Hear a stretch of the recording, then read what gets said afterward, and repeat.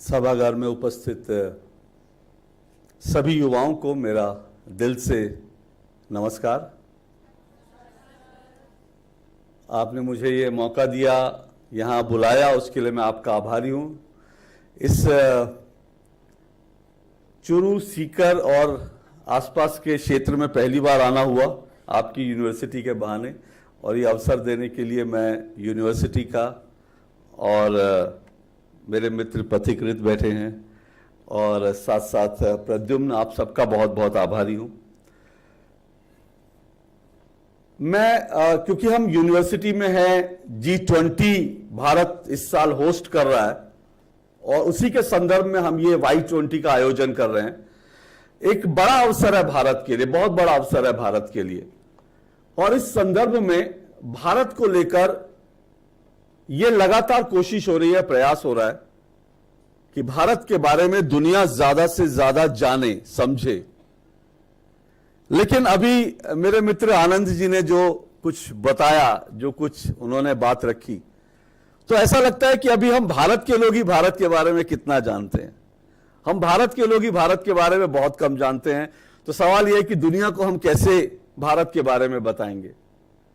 लेकिन जाहिर सी बात है कि वक्त आ गया है जब दुनिया भारत के बारे में जाने और हम लोग भी अपने देश भारत के बारे में जाने, समझें कि हम लोग क्या थे, आज कहां पर खड़े हैं।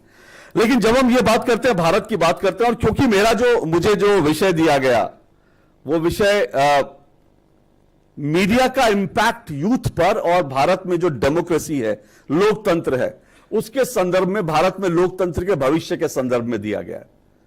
तो मैं नहीं चाहता हूं कि इस भाषण में, इस अपने इस उद्बोधन में, संबोधन में मैं राजनीतिक विषय नहीं छूना चाहता। मैं राजनीतिक कोई विषय लेकर या कोई राजनीतिक टिप्पणी नहीं करना चाहता। लेकिन आज जब हम डेमोक्रेसी की भारत में बात करते हैं, तो भारत में इस वक्त एक बहस का विषय जो है वो ये बना हुआ है कि भारत में डेमोक्रेसी है या नहीं है। तो इसीलिए अगर मैं थोड़ा सा राजनीतिक टिप्पणी कर दूं और मेरे उद्बोधन में, संबोधन में कुछ राजनीतिक संदर्भ आ जाएं, तो उसको आप उसी कंटेक्स्ट में देखिएगा, क्योंकि एक पत्रकार होने के नाते राजनीति की समझ जरूर है, लेकिन मैं उसको बहुत ज्यादा उसकी डिटेल में नहीं जाने की कोशिश करूंगा। लेकिन जैसा भी आनंद जी ने एक बहुत महत्वपूर्ण बात रखी, उन्होंने जामवंत की बात करी। उन्होंने जामवंत कहा कि जामवंत मोमेंट है भारत का। भारत को अपनी शक्ति का एहसास जो है वो हो रहा है और विश्व भी भारत की शक्ति का एहसास कर रहा है। लेकिन यह एक नैरेटिव है कि भारत को अपनी शक्ति का एहसास हो रहा है। एक और नैरेटिव है दुनिया में, एक और कहानी है भारत के संदर्भ में, और वो कहानी क्या है? वो कहानी यह है कि भारत जो है हंगर इंडेक्स में 121 देशों में 107वें नंबर पर है। हंगर इंडेक्स में 121 देशों में 107वें नंबर पर है भारत। भारत हैप्पीनेस इंडेक्स में 136 देशों में 126वें नंबर पर है। भारत डेमोक्रेसी में, हम कहते हैं कि हम भारत जो है मदर ऑफ डेमोक्रेसी है। तो डेमोक्रेसी की जो एक इंटरनेशनल जो इंडेक्स है वी-डैम का, वो ये कहता है कि भारत तो पहले 91-92 नंबर पर था, अब 103वें 114वें नंबर पर पहुंच गया। यानी कि भारत में डेमोक्रेसी नहीं है, भारत में भूखमरी है, भारत के लोग खुश नहीं हैं, बहुत डिप्रेस हैं भारत में लोग, और भारत में मीडिया को आजादी भी नहीं है, क्योंकि एक रिपोर्ट यह भी कहती है कि भारत में मीडिया स्वतंत्र नहीं है।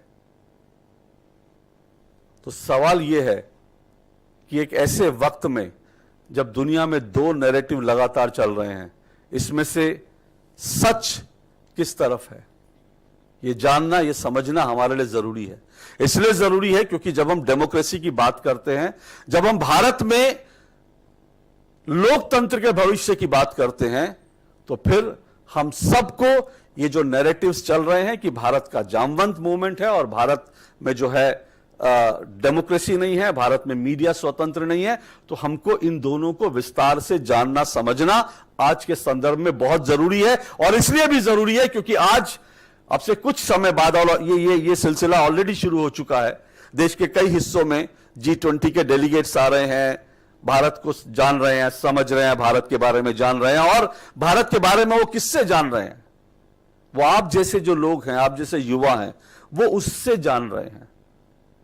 राह चलते, ट्रेन में, फ्लाइट में, किसी कार्यक्रम के दौरान जब किसी विदेशी डेलीगेट को एक भारत का युवा मिलता है तो वो उसके नजरिए से, उसकी आंखों से भारत को समझने, जानने की कोशिश करता है। क्योंकि दरअसल भारत के रियल एम्बेसडर्स कौन हैं? आप लोग भारत के रियल एम्बेसडर हैं। तो सवाल यह है कि ऐसे में क्या आप इन नैरेटिव्स के बारे में कितना जानते हैं, कितना समझते हैं? यह बहुत इंपॉर्टेंट विषय है। लेकिन इस विषय से पहले एक और विषय, क्योंकि इसमें जुड़ा हुआ है, और वो विषय है जो मेरा प्रोफेशन है, आनंद जी का प्रोफेशन है, हम सब लोग जिससे जुड़े हुए हैं, और वो है मीडिया का इंपैक्ट यूथ पर। कुछ समय पहले तक मुझे लगता था आज का युवा टेलीविजन नहीं देखता। आप में से कितने लोग हैं जो टीवी देखते हैं? हाथ खड़ा कीजिए। देखिए, बहुत कम लोगों ने हाथ खड़े किए, क्योंकि ज्यादातर लोग आज टीवी नहीं देखते। कुछ समय पहले तक मुझे भी ऐसा लगता था। तो सवाल यह है कि जो लोग टीवी देखते ही नहीं, टेलीविजन देखते ही नहीं, उनके ऊपर टेलीविजन का इंपैक्ट क्या होगा? यह बड़ा सवाल है। लेकिन क्या आप लोग टीवी में नहीं देखते? मोबाइल में देखते हैं या टीवी देखते ही नहीं? कितने लोग हैं जो टेलीविजन अपने मोबाइल में देखते हैं? देखिए, अब हाथ खड़े हुए। एग्जैक्टली आज टीवी नहीं है, आज टीवी मोबाइल है। मेरा मोबाइल भी आज टेलीविजन सेट है। मैं ट्रेन में बैठकर, रास्ते में आते हुए, टेलीविजन में जो हुआ, मुझे आधे घंटे का शो देखने की जरूरत नहीं है, लेकिन मैं 2 क्लिपिंग भी अगर सोशल मीडिया पर देख लूंगा आनंद जी के कार्यक्रम की, तो मुझे समझ में आ जाएगा वो कार्यक्रम क्या है। मुझे समझ में आ जाएगा कि उसका जो है, उसका क्रक्स क्या है, वो कहना क्या चाहते थे। तो ऐसा नहीं है कि यंगस्टर टीवी नहीं देखते, लेकिन टीवी का वो सेट नहीं देखते, लेकिन टेलीविजन जरूर देखते हैं, मीडिया देखते जरूर हैं। और बार्क की एक रिपोर्ट कुछ दिन पहले आई थी, वो ये कहती है कि जो टेलीविजन का जो व्यूअरशिप है, यानी टीवी देखने वाले जो लोग हैं, बार्क जो है वो ब्रॉडकास्ट ऑडियंस रिसर्च काउंसिल है, जो दरअसल टेलीविजन की को कौन लोग देख रहे हैं, कितने बजे देख रहे हैं, जो टीआरपी आप सुनते हैं, टीआरपी रेटिंग आती है, उस सब को जो है ऑपरेट करने वाला बार्क है। तो बार्क की एक रिपोर्ट आई थी जो कहती है कि जो टेलीविजन देखने वाले जो लोग हैं, उनमें 33% युवा हैं, 33% यूथ हैं, आप जैसे यूथ हैं। 33%, 1/3, बड़ा एक चंक है। तो ऐसा नहीं है कि यंगस्टर मीडिया नहीं देख रहे, न्यूज नहीं देख रहे, खबरें नहीं देख रहे, लेकिन खबरें देख रहे हैं अलग अलग तरीके से, अपनी अपनी सुविधा के हिसाब से देख रहे हैं। तो सवाल यह कि फिर इसका इंपैक्ट क्या पड़ रहा है? इसका इंपैक्ट क्या पड़ रहा है, यह बहुत महत्वपूर्ण है। मैं मीडिया में होने के नाते, एक पत्रकार होने के नाते, टेलीविजन पत्रकार होने के नाते, मैं निजी तौर पर भारत में जिस तरह की टेलीविजन पत्रकारिता है, मैं उससे बहुत इत्तेफाक नहीं रखता। मुझे निजी तौर पर कई बार टेलीविजन चैनल देखते देखते दुख होता है कि हम लोग क्या दिखा रहे हैं, हम लोग क्या कर रहे हैं। अभी कल मैं देख रहा था भारत का एक जो अपने आप को सबसे बड़ा, सबसे सर्वश्रेष्ठ चैनल कहता है, अभी कल मैं देख रहा था, तो वो उसकी जो बड़ी एक खबर थी वो ये थी कि दिन भर देखिए असद की कब्र की खुदाई कैसे हो रही है। असद का जो जनाजा है वो कैसा होगा, कौन कौन उसमें शामिल होगा, कहां उसकी कब्र खुद रही है और कहां क्या हो रहा है। और आज शायद, मैं तो यहां पर हूं, लेकिन आज शायद 24 घंटे रिपोर्टिंग हो रही होगी कि असद का जनाजा कौन कौन शामिल हो रहा है, कौन कौन आ रहा है। ये कौन है असद? कौन है Asad? Son of a criminal Atiq Ahmed. और सिर्फ उसका बेटा है ऐसा नहीं है, सीसीटीवी में बाकायदा एक व्यक्ति, एक सरकारी गवाह और 2 पुलिसकर्मियों के ऊपर गोली चलाकर उनकी हत्या करने वाला हत्यारा है। और उसने मास्क नहीं पहना था। अगर आपने इस कहानी को थोड़ा सा देखा होगा तो आपको यह भी मालूम होगा कि दरअसल जो पूरी प्लानिंग हुई थी, ये जो पूरा शूट आउट और जो पूरा हुआ था, उसकी जो पूरी प्लानिंग हुई थी, उसमें अतीक अहमद ने 7 टीमें लगाई थी और 7 टीमों में उसने अपने बेटे को कहा था कि वो गाड़ी में ही बैठा रहेगा। उसने उसको कहा था कि आप गाड़ी से बाहर मत निकलना क्योंकि आपके गुर्गे इतने हैं, कर लेंगे काम। लेकिन वो उसको, जिसको 8 साल से जिस बच्चे के हाथ में पिस्टल पकड़ाई गई थी और 8 साल की उम्र में जिसको बताया गया था कि बेटा तुम शेर हो, गोली चलाना सीखो, तो वो गाड़ी में बैठकर कैसे बैठ सकता था? वो उतरा और उतर के उसने ठाए ठाए गोलियां मारी। और इसलिए मारी ताकि वो अपने पिता के साम्राज्य का उत्तराधिकारी खुद को साबित कर सके, घोषित कर सके और ये दिखा सके कि हां उसका टेरर कितना, उसकी दरअसल वो भी कितना टेरर पैदा कर सकता है। और जब अतीक अहमद को पता चला तो उसने कहा अरे शेर का बच्चा है, सही किया उसने। तो ऐसे व्यक्ति की का जो अंतिम संस्कार है, ऐसे व्यक्ति का जो सुपुर्द खाक है, उसको इतना डिटेल में दिखाना, क्या ये मीडिया अपराधियों का ग्लोरीफाई नहीं कर रहा? इससे पहले अतीक अहमद की गाड़ी के पीछे जब साबरमती से लेकर के प्रयागराज तक मीडिया ने फॉलो किया था और क्या क्या उस समय दृश्य नहीं दिखाए गए थे, जिसको सोशल मीडिया पे कई लोगों ने, मैं उस शब्द का नाम नहीं लेना चाहता, लेकिन सोशल मीडिया पे कई लोगों ने उसका बहुत मजाक भी उड़ाया कि अब पत्रकारों का यही काम रह गया है कि कोई व्यक्ति अगर नेचर कॉल आता है तो उसको भी कवर करने। जो हमने एक मूवी भी देखी थी ना, पीपली लाइव, वो एक्चुअल में पीपली लाइव जो है सच होते देख रही कि वो जब पीपली लाइव का जो हीरो था वो जब लोटा लेकर जंगल में जाता है तो वहां भी पत्रकार देखते हैं अरे क्या कर रहा है, क्या कर रहा है, क्या कर रहा है। तो सेम चीज हमने एक्चुअल में भी देखी, वो पीपली लाइव हमने असल में देखा। तो मैं बहुत हद तक मीडिया की इन चीजों से सहमत नहीं हूं जो मीडिया ये सब कुछ दिखाता है, लेकिन मीडिया कुछ गंभीर विषयों को भी दिखाता है और उन गंभीर विषयों को हमको समझना, जानना बहुत जरूरी है, जिनका मैंने अभी जिक्र किया कि दरअसल भारत आज किस मुकाम पर है, भारत आज किस पैमाने पर है, भारत को दुनिया कैसे देख रही है, भारत में डेमोक्रेसी का क्या हाल है। आप में से कितने लोग हैं जो 18 के ऊपर होंगे और जो ऑलरेडी वोट दे चुके होंगे? काफी लोग हैं। कई लोग ऐसे हैं जो 18 के तो ऊपर थे लेकिन उन्होंने वोट देने की जरूरत नहीं समझी। कुछ लोग ऐसे हैं कि अगर हाथ खड़ा कर सकते हैं, जो 18 के ऊपर थे, चुनाव भी आए लेकिन उन्होंने वोट देने की जरूरत नहीं समझी। मुझे मालूम नहीं आप में से एक्चुअली है या फिर कुछ लोग शायद शर्मिंदा होकर हाथ नहीं उठा रहे। अगर शर्मिंदा होकर हाथ नहीं उठा रहे तो यह भी अच्छी बात है कि आप इस बात पे शर्मिंदा हैं कि आपने डेमोक्रेटिक उसमें हिस्सा नहीं लिया और कम से कम अगली बार यह मौका नहीं छोड़ेंगे आप। लेकिन देखिए है क्या, आज देश में एक डिबेट चल रही है कि भारत में डेमोक्रेसी खत्म हो गई है। जी, भारत में डेमोक्रेसी है ही नहीं, चल रही है ना।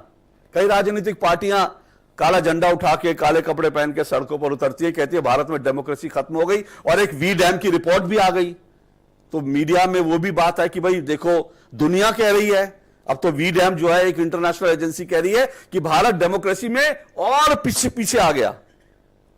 अब आप सोचिए, कई बार ये हैरानी होती है, कई बार हंसी भी आती है कि जो लोग इस देश में डेमोक्रेटिक तरीके से चुनकर देश की संसद में, देश की सर्वोच्च संस्था जो है, डेमोक्रेसी का जो मंदिर जिसको कहते हैं, उस सर्वोच्च संस्था में पहुंचे हैं और वहां जाकर कहते हैं कि भारत में डेमोक्रेसी नहीं है। इससे बड़ा विडंबना क्या हो सकती है। लेकिन क्या है कि जब हम कहते हैं कि भारत में लोकतंत्र नहीं है, भारत में डेमोक्रेसी नहीं है, तो फिर उसको यह कहा जाता है कि दरअसल डेमोक्रेसी इसलिए नहीं है क्योंकि आज किसी को बोलने का मौका नहीं मिलता और आज कोई अपने आप को अभिव्यक्त नहीं कर सकता, आज किसी को सरकार की आलोचना करने का अधिकार नहीं है और साथ साथ यह भी कि आज जो है मीडिया भारत में स्वतंत्र नहीं है, इसलिए दरअसल भारत में डेमोक्रेसी नहीं रही। और ये इंटरनेशनल एजेंसीज हमें बताती हैं। और जब इंटरनेशनल एजेंसी होती है, भारत का जो इतिहास है, भारत का जो सांस्कृतिक इतिहास है, भारत का जो पुनर्जागरण है, वो सब क्योंकि हमने जाना नहीं, हमको बताया नहीं गया, इसलिए हम आज भी, और हम लोग को आज भी उसी माइंडसेट में है कि कोई गोरी चमड़ी वाला जब बताता है कि भारत ऐसा है तो हम उस पर जल्दी भरोसा करते हैं, क्योंकि हम आज भी मानसिक रूप से जो है बहुत हद तक हम पश्चिम के गुलाम हैं, आज भी गुलाम हैं। हमको लगता है कि वो लोग हमसे श्रेष्ठ हैं, इसलिए वो अगर कोई पश्चिम की एजेंसी हमको बता रही है तो हम उसको ज्यादा भरोसा करते हैं। लेकिन क्या ये पश्चिम की जो एजेंसियां हैं जो भारत के बारे में आपको जानकारी देती हैं कि भारत में डेमोक्रेसी नहीं है, मीडिया स्वतंत्र नहीं है, क्या हम कभी उसको जानने की, समझने की कोशिश करते हैं कि इन एजेंसियों का एजेंडा क्या है? अभी देखिए, मीडिया की जब बात चली, मैं मीडिया की बात कर रहा हूं, उससे पहले मैं डेमोक्रेसी वाले और इसी संदर्भ में बात करता हूं। क्या आप में से लोग मानते हैं कि जो ग्लोबल हंगर इंडेक्स है जो कहता है 121 देशों में भारत 107वें नंबर पर है, क्या आपको लगता है भारत भूखमरी का शिकार है? आप में से कितने लोगों को लगता है? हाथ खड़ा कीजिए। आप में से किसी को नहीं लगता?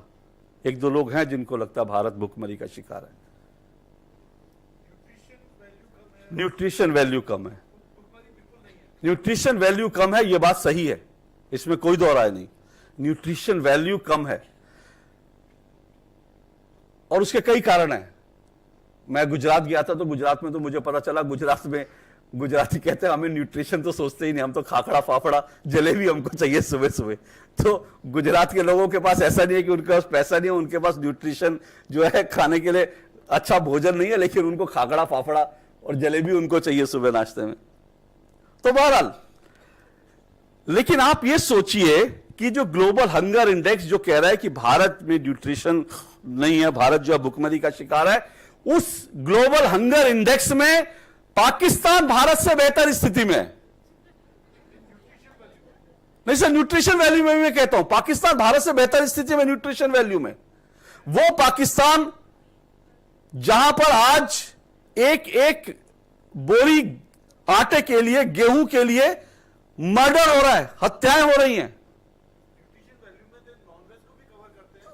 आई एग्री सर, लेकिन उसके बावजूद मैं कह रहा हूं न्यूट्रिशन वैल्यू को भी आप देखेंगे, मैं कहता हूं कोई पैमाना, आप नॉन वेज खाएं, वेज खाएं, उसके बावजूद पाकिस्तान भारत से बेहतर स्थिति में न्यूट्रिशन वैल्यू में भी नहीं हो। मैं इस डेटा को भी चैलेंज करता हूं। जिस देश में लोगों को आटा नहीं मिल रहा, चिकन तो बाद में खाएंगे ना, पहले तो रोटी तो मिल जाए उनको। 400 रुपए किलो आटा, 180 रुपए किलो आटा कराची में, कई शहरों में 400 रुपए किलो आटा है। हत्याएं हो रही हैं खाने के लिए। वहां पर आप कह रहे हैं कि भारत से बेहतर स्थिति में, और वो नेपाल, वो बांग्लादेश, वो अफगानिस्तान, जिनको भारत लगातार जो है गेहूं मुफ्त में दे रहा है, वो हमसे बेहतर स्थिति में है। कैसे? ये डेटा कहां से आया? मैंने थोड़ा सा इसके बारे में जब जाना कि ठीक है, न्यूट्रिशन वैल्यू एक इंपॉर्टेंट हिस्सा इस रिपोर्ट का हो सकता है, लेकिन इस रिपोर्ट का एक एस्पेक्ट यह भी था कि उसमें एक सर्वे भी किया गया था जिसमें लोगों से फोन करके या जिससे लोगों से जानकारी इकट्ठी की गई कि भाई क्या महीने में 15 दिनों में कभी ऐसा हुआ आपके साथ कि आप जो खाना चाहते थे वो आप नहीं खा पाए? लोगों ने कहा हाँ, जो हम खाना चाहते थे नहीं खा पाए। तो वो जो है उसको एक सर्टेन पैरामीटर में उसको उस हंगर इंडेक्स में शामिल किया गया। एग्जैक्टली।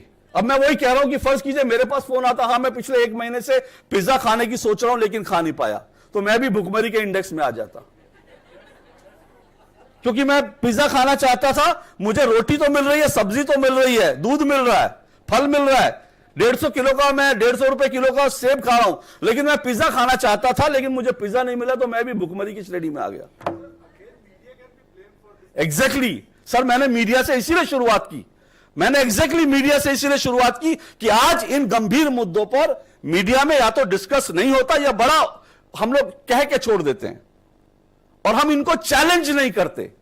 हम ऐसी रिपोर्ट्स को जो भारत के बारे में इंटरनेशनल रिपोर्ट्स तैयार की जाती हैं, हम उनको चैलेंज नहीं करते। मीडिया की रिस्पॉन्सिबिलिटी है, और जब हम चैलेंज नहीं करते तो बहुत सारे युवा जो हैं आप जैसे, वो इंटरनेशनल एजेंसीज की रिपोर्ट देख करके भारत के बारे में, अपने देश के बारे में रिपोर्ट बनाते हैं, अपने देश के बारे में धारणा बनाते हैं कि भारत इसी तरह का है। जी sir. Okay.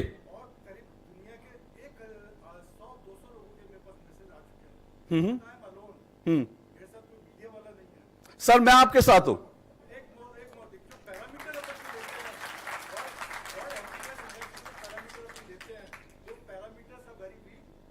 upon Europeans, not on Indians. Yes. Like I took a parameter of yoga, meditation, and we do meditation, and जो भी meditation अपने में से कितने यहाँ पर है जो अनहैप्पी है? एग्जैक्टली एक भी नहीं है। बिल्कुल। अपनी पॉपुलेशन कितनी है वर्ल्ड में, दुनिया के कंट्रीज के आगे? We are comparing with Argentina. Argentina is the most happiest country in the world. I have all these. आपका शुभ नाम क्या हुआ sir? Doctor BK Goyal. Doctor Goyal, मैं आपको complete report with me. Doctor Goyal, मैं आपको आश्वासन देता हूं कि मैं जब भी इन इंटरनेशनल एजेंसीज पर कार्यक्रम करूंगा भविष्य में, तो मैं इसको चैलेंज करते हुए आपको मैं अपने शो में एज ए गेस्ट रखूंगा, ताकि आप अपनी बात रखें। Thank you sir.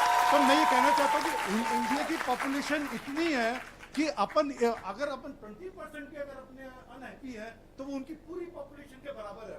Exactly. That's we are the most happiest person in the world. मैं इसी बिंदु पर आ रहा हूं सर, मैं यही कह रहा हूं जी। लास्ट थिंग कि उन्होंने जो पैरामीटर लिए हुए हैं वो उन्होंने यूनाइटेड नेशंस के हिसाब से लिए हुए हैं, अमेरिकन कंट्रीज के हिसाब से लिए हुए हैं। इंडियंस के पैरामीटर उन्होंने यूज ही नहीं किए, because we are the separate society. Exactly. बिल्कुल, आप बिल्कुल सही कह रहे हैं गोयल साहब। और मैंने कहा कि बिकॉज मुझे लगता है मीडिया की ये रिस्पॉन्सिबिलिटी है, ये मीडिया का काम है कि इस तरह की जो चीजें आती हैं उसको आप इन डेप्थ में जाकर उनकी रिसर्च करके उसके बारे में जानकारी जुटाएं, जानकारी लोगों तक पहुंचाएं, लेकिन ऐसा होता नहीं है। इसी तरह से एक और फेक जो नैरेटिव है कि भारत में मीडिया स्वतंत्र नहीं है, भारत में मीडिया को आजादी नहीं है। मुझे मालूम नहीं आनंद जी के पास कितने फोन आते हैं सरकार से कि भाई आज ये दिखाओ वो दिखाओ, मेरे पास तो आज तक नहीं आया कभी। नहीं सर, लिखिए, बिल्कुल लिखिए, लेकिन मैंने कहा मीडिया, इसमें मैं मीडिया होने के नाते, पत्रकार होने के नाते इस आपकी लड़ाई में मैं साथ रहूंगा। अब मैं जरा ये देखिए जो आया कि भाई भारत में मीडिया स्वतंत्र नहीं है, इसका पैरामीटर क्या था? कभी किसी ने जानने की कोशिश की?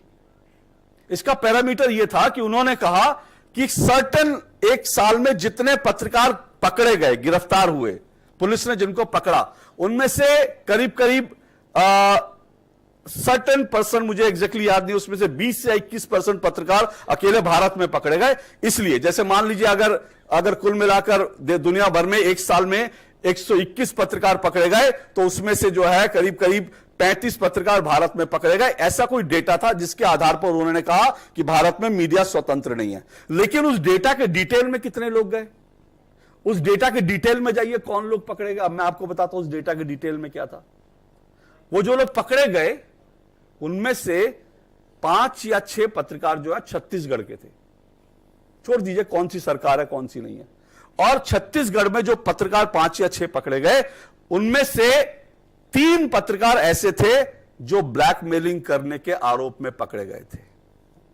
आप अभी यहां छोटे से इलाके में, हम जानते हैं मीडिया में ऐसे बहुत से लोग हैं जो आज मीडिया का काम कम करते हैं, दूसरा काम ज्यादा करते हैं। मीडिया में ब्लैकमेलिंग भी होती है, हम जानते हैं, छोटे छोटे लोग पोर्टल बना के अखबार करके। तो वो जो लोग पकड़े गए थे, उनको राज्य सरकार ने, वहां किसी विधायक ने उन पर आरोप लगाया था कि ये मुझे ब्लैकमेल कर रहे थे।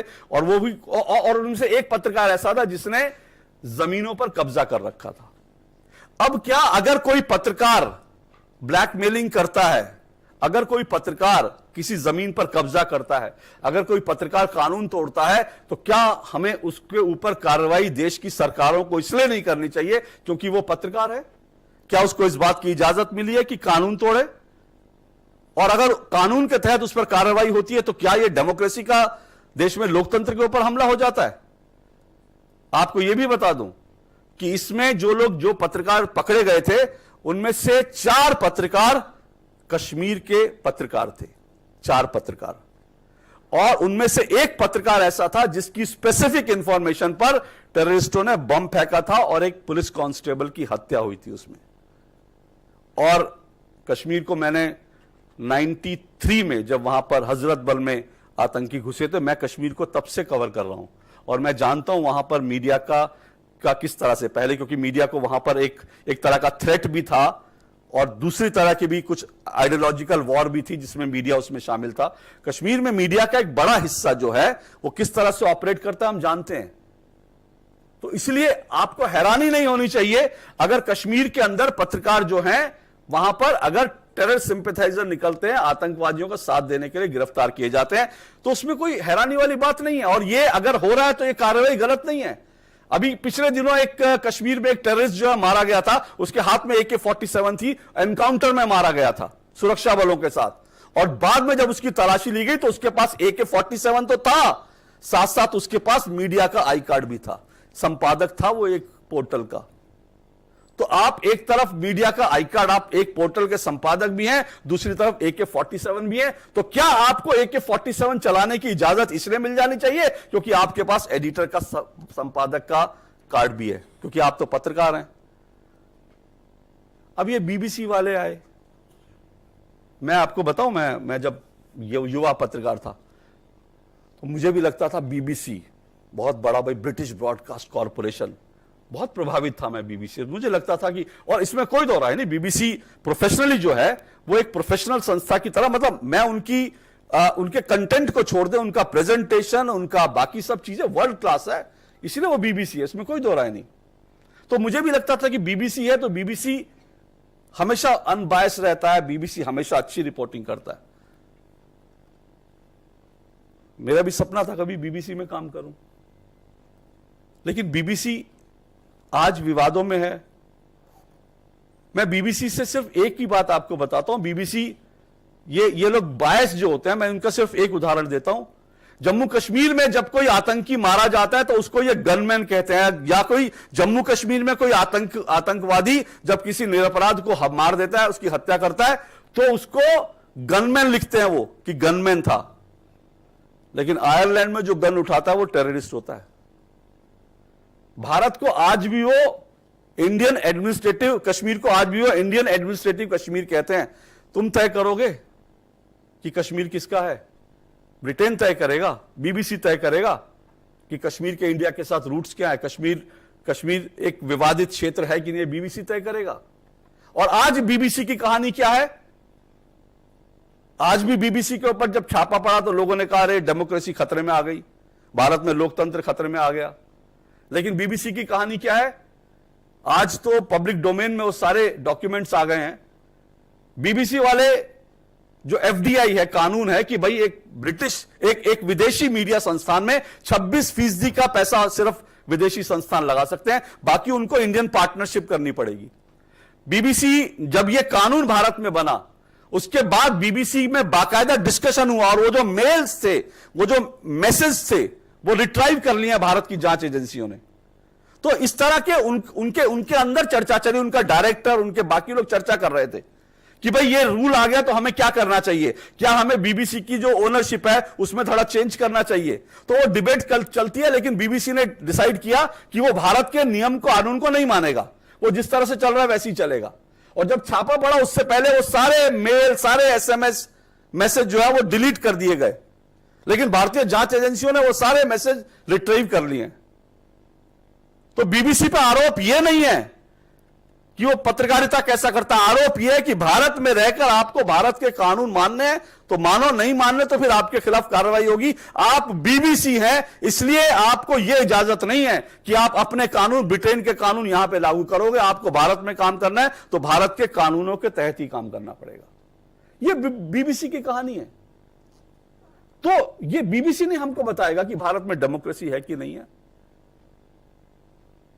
दुर्भाग्य से भारत का एक बड़ा हिस्सा, मीडिया का एक बड़ा हिस्सा, ये सारे जो नैरेटिव्स हैं, इन नैरेटिव्स में बह जाता है, क्योंकि उसके भी अपनी कुछ कंपल्शन है। मैं उन कंपल्शन में नहीं जाना चाहता, वो अपने अपने कंपल्शन हो सकते हैं, लेकिन दुर्भाग्य से ऐसा है। मैं बार बार एक ही उदाहरण देता हूं, कुलभूषण जाधव का मैं उदाहरण देता हूं। कौन है कुलभूषण जाधव? कुलभूषण जाधव भारत का एक व्यापारी है जिसे पाकिस्तान ने कैद कर रखा है। पाकिस्तान उसको फांसी पे चढ़ाना चाहता है। पाकिस्तान कहता है कुलभूषण जाधव रॉ का एजेंट था। लेकिन पाकिस्तान आज तक अंतर्राष्ट्रीय अदालत में भी यह साबित नहीं कर पाया कि कुलभूषण जाधव रॉ का एजेंट था। पर आपको मालूम है कि कुलभूषण जाधव रॉ का एजेंट है, यह साबित करने के लिए पाकिस्तान ने इंटरनेशनल कोर्ट में क्या सबूत रखे? पाकिस्तान ने भारत के मीडिया की 4 रिपोर्ट्स रखी, भारत के 4 पत्रकारों की रिपोर्ट रखी जो कहते हैं कि कुलभूषण जाधव रॉ का एजेंट था। अब आप सोचिए, अगर मीडिया इस देश में यह बता रहा है, यह कह रहा है कि कुलभूषण जाधव रॉ का एजेंट था, अदालत नहीं मान रही, कोई नहीं मान रहा, उसका परिवार नहीं कह रहा कि वो रॉ का एजेंट था, भारत सरकार नहीं मान रही, अदालत नहीं मान रही, लेकिन भारत के 4 पत्रकार इसके बारे में रिपोर्ट छाप देते हैं और पाकिस्तान जो है उसको एक सबूत के तौर पर अंतर्राष्ट्रीय अदालत में पेश करता है। क्या यह मीडिया, इस तरह की मीडिया रिपोर्टिंग भारत की डेमोक्रेसी के लिए खतरनाक नहीं हो सकती? यह मेरा सवाल है, इस पर हमें चिंतन करना। हालांकि इससे फर्क नहीं पड़ता अगर हम जागरूक हैं तो, मैं मानता हूं अगर व्यूअर जागरूक है तो कोई फर्क नहीं पड़ता, इस तरह के नैरेटिव आते हैं जाते हैं। लेकिन दुर्भाग्य तब होता है जब हम लोग जागरूक नहीं होते। यह जागरूक करना भी मीडिया की रिस्पॉन्सिबिलिटी है, क्योंकि हमें अपनी डेमोक्रेटिक वैल्यूज को सुरक्षित रखना है। हमें डेमोक्रेसी को विश्व से, दुनिया से सीखने की जरूरत नहीं है, हमें मीडिया की आजादी के बारे में दुनिया से सीखने की जरूरत नहीं है। और मैं उस विषय में जाना नहीं चाहता था, लेकिन मैं आपको यह बता दूं, फिर भी मैं आपको बता दूं, जब मीडिया की आजादी की बात चलती है, भारत में आज की तारीख में कोई माई का लाल पैदा नहीं हुआ जो मीडिया को कंट्रोल कर सके। कोई माई का लाल पैदा नहीं हुआ, कोई सरकार आए, कोई नेता आ जाए, क्योंकि आज मीडिया टीवी से नहीं आप देखते, मोबाइल से देखते हैं, मोबाइल से देखते हैं। अगर मुझे डीडी न्यूज नौकरी नहीं देगा, निकाल देगा, मैं अपने वीडियो बनाऊंगा, यूट्यूब पे डालूंगा, मेरे कंटेंट में दम है तो आप देखेंगे। और मैं डीडी न्यूज में जो सैलरी लेता हूं उससे ज्यादा पैसा मैं यूट्यूब से कमा सकता हूं, और उससे ज्यादा मैं बेहतर कंटेंट बना के दे सकता हूं अगर मेरे कंटेंट में दम है। आप देखेंगे कंटेंट मेरा, मैं एक खबर लेकर आया, वो खबर डीडी न्यूज ने नहीं चलाई। गोयल साहब मेरे पास खबर लेकर आए, डीडी न्यूज ने नहीं चलाई, सेंसर कर दिया। आनंद जी के पास गया, आनंद जी ने नहीं चलाया, जी टीवी ने नहीं चलाया, एनडीटीवी चलाएगा, एनडीटीवी ने भी मान लो नहीं चलाया तो कोई यूट्यूबर चलाएगा। और जो व्यूअरशिप आनंद जी के शो की नहीं होगी, मेरे शो की नहीं होगी, अगर गोयल साहब के कंटेंट में दम होगा तो उससे डबल व्यूअरशिप उसको यूट्यूब पे मिलेगी। तो क्या वो खबर रुक सकती है? नहीं रुक सकती। आज की तारीख में मीडिया को कोई कंट्रोल नहीं कर सकता, यह सच है, क्योंकि आज हम सब लोग इतने ज्यादा, हमारे हाथ में ताकत आ चुकी है, या इंटरनेट ने, इस मोबाइल ने हमको इतनी ताकत दे दी है। भारत में मीडिया पर एक बार हमला हुआ था, वो 1975 में आपातकाल के समय हुआ था। आप लोग उस समय नहीं थे, लेकिन मैं उस 1975 के आपातकाल का मैं गवाह हूं। मैं बहुत छोटा था, मैं गवाह नहीं हूं, मैं उसका पीड़ित हूं, क्योंकि मेरे पिता के नाम मीसा का वारंट था, और मेरी बड़ी बहन उस मीसा के वारंट में, क्योंकि मेरे पिताजी उस इमरजेंसी के खिलाफ अंडरग्राउंड रहकर काम कर रहे थे, उसके कारण मेरी एक बहन, सबसे बड़ी बहन जो है, वो जल गई, और जलने के बाद हॉस्पिटल्स में डॉक्टर्स ने मेरी बहन को नकली खून चढ़ाया, मेरी बहन की जान चली गई। मैं उसका भुक्तभोगी हूं। मेरे घर में मैंने देखा था, जब मेरे पिता नहीं थे, मेरे घर में खाने के लिए अनाज नहीं होता था, वो आपातकाल मैंने देखा है। तो इसलिए आज जब कोई कहता है भारत में आपातकाल है, मुझे हंसी आती है, क्योंकि उन्होंने आपातकाल के दिन नहीं देखे। और आज मैं फिर कह रहा हूं, आज भारत में आपातकाल लगाने की हिम्मत किसी की नहीं है, क्योंकि आज भारत की डेमोक्रेसी इतनी वाइब्रेंट हो चुकी है। ये वी डैम वाले हमको बताते हैं कि भारत में डेमोक्रेसी का स्तर गिर गया है। ये वी डैम वाले कौन है? कौन रिपोर्ट है ये वी डैम वाले? ये वी डैम को कौन फंडिंग कर रहा है? George Soros. ये जॉर्ज सोरोस कौन है? ये जॉर्ज सोरोस वो है जो अमेरिका में बैठकर कहता है कि भारत तो डेमोक्रेट है, लेकिन भारत के प्रधानमंत्री जो है उनकी डेमोक्रेटिक वैल्यूज नहीं है, और इसीलिए वो $100 बिलियन भारत के चुनाव पर खर्च करने के लिए तैयार है। तो मतलब जो व्यक्ति $100 बिलियन भारत के चुनाव को प्रभावित करने की कोशिश कर रहा है, उसकी एजेंसी अगर भारत में कहती है कि डेमोक्रेसी नहीं है, तो फिर भारत में डेमोक्रेसी क्या है आप समझ सकते हैं?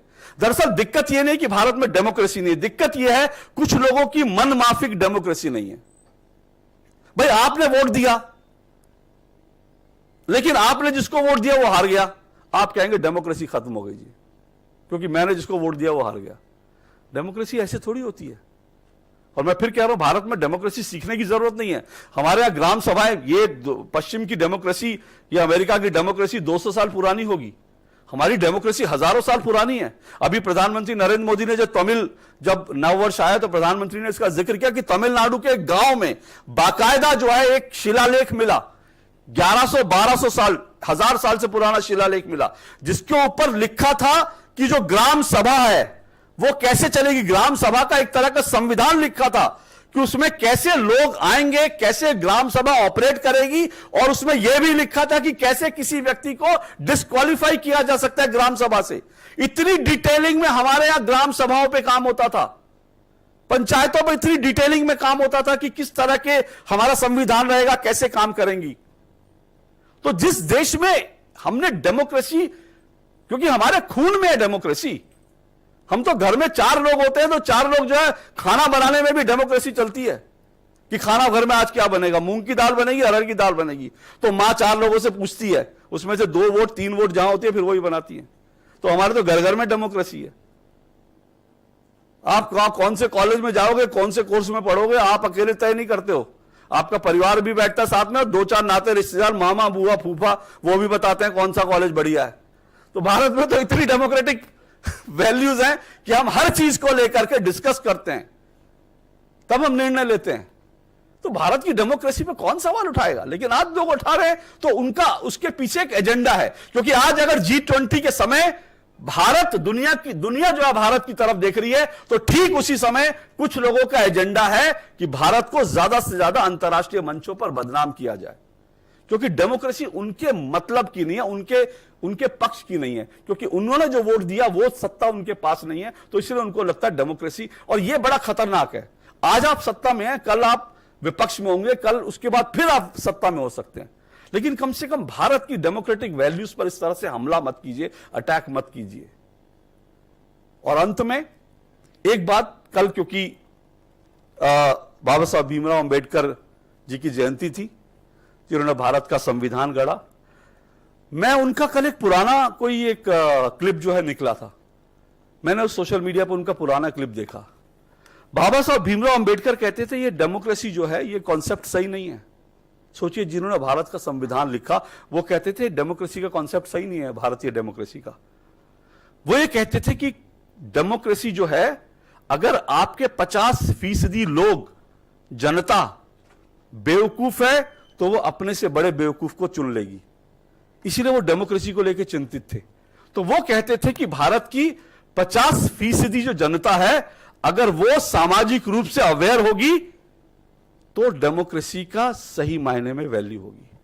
और मैं ये मानता हूं आज वो दौर है जब भारत के लोग अपनी वैल्यूज को लेकर, अपने डेमोक्रेटिक राइट्स को लेकर, सही गलत को लेकर ज्यादा अवेयर है। क्योंकि आप जैसे युवा हैं जो बहुत एक्टिव हैं, मैं मानता हूं युवाओं से मेरी बहुत शिकायतें हैं बहुत सारी चीजों में, लेकिन मैं फिर भी मानता हूं आज का युवा बहुत अवेयर है, चीजों को जानता है, समझता है।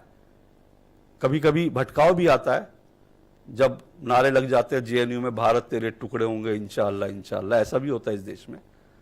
लेकिन मोटे तौर पर जो लोग नारे भी लगाते हैं ना, भारत तेरे टुकड़े होंगे इंशाअल्लाह इंशाअल्लाह, 1 साल बाद वो भी तिरंगा लेकर के भारत के सड़कों पर नजर आते हैं, भारत माता की जय का नारा लगा रहे होते हैं। तो देर सवेर अकल भी आती है लोगों को। तो मोटे तौर पर ये देश की खूबसूरती है। भारत में डेमोक्रेसी का भविष्य जो है बहुत बेहतर है, क्योंकि आप जैसे युवा हैं। और मैं ये मानता हूं कि ऐसे युवा और जो है ऐसा देश, ऐसा हमारा इतिहास है, तो हम लोगों के यहां भारत में डेमोक्रेसी को लेकर कोई चिंता करने की जरूरत नहीं है। पश्चिम देशों के किसी नैरेटिव में, उनके किसी जो वो लोग हमको ज्ञान देते हैं, उनके ज्ञान को लीजिए, लेकिन उतना ही लीजिए जितना जरूरत हो। ईश्वर ने 2 कान दिए हैं, एक कान से सुनिए, दूसरे कान से निकालिए। अगर बीच कोई इंपॉर्टेंट चीज तथ्यों पर आपको सही लगती है तो उसको बीच में रोक लीजिए, वरना यहां से आने के बाद यहां से जाने दीजिए। ये लोग नहीं चाहते कि आप हनुमान की तरह जो है, भारत हनुमान की तरह जो है वो वास्तव में समुद्र को लांघ जाए। भारत ने समुद्र को लांघा है। वैक्सीन दुनिया के 100 से ज्यादा देशों को हमने वैक्सीन दी है, और ये वही वैक्सीन है जिसको लेकर दुनिया सवाल उठा रही थी। आज वो उस वैक्सीन की ताकत हमने देखी है। बीते 3-4 साल में दुनिया के लिए, दुनिया में वॉर हो रही है, हम जानते हैं। कोरोना का संकट आया, उसके बावजूद भारत में भूख से एक भी व्यक्ति नहीं मरा। भूख से कोई व्यक्ति नहीं मरा भारत में, बाकी कारण हो वो अलग बात है, लेकिन भूख से कोई व्यक्ति नहीं मरा। और आज भी जब दुनिया रिसेशन की तरफ बढ़ रही है, दुनिया में आर्थिक संकट तमाम तरह के हैं, भारत आज भी जो है, दुनिया में लोग कह रहे हैं कि भारत चमकता हुआ सितारा है दुनिया का। लोग भारत की तरफ देख रहे हैं।